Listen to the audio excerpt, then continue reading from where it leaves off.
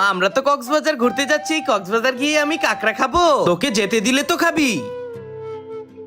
এটা আমার টিকিট, আর এটা মায়ের টিকিট, আর এটা পুষ্পার টিকিট। আমরা তো একসাথেই ছিলাম, খুশি কোথায় গেল? মা আমি ওয়াশরুমে গিয়েছিলাম।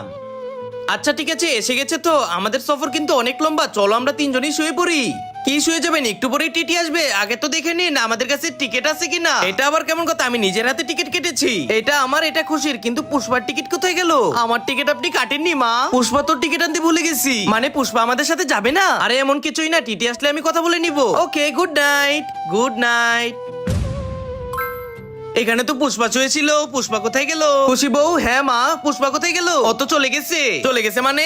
এই পুষ্পা ওঠো, টিটির সাথে আমার কথা হয়েছে, টিটি তোমাকে কোনোভাবে মেনে নিতে চাচ্ছে না। তাহলে কি আমি কক্সবাজার যাব না? তোকে আমি যেমন যেমন বলবো তেমন তেমন কর। কি করব আমি? ওই টিটি যাতে তোকে খুঁজে না পায়, তাই তুই ওয়াশরুমে লুকিয়ে থাক।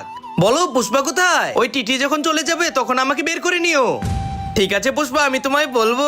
এখন তুই আর এখান থেকে বের হতে পারবি না। ওর তো টিকিট নেই, তাই সে অন্য ট্রেনে আসবে, ও সময় মতো পৌঁছে যাবে। 3 ঘন্টা হয়ে গেছে, এখনো কেউ খুলছে না কেন? খুলো। মাকে ভালোবাসলে লাইক সাবস্ক্রাইব করে দাও।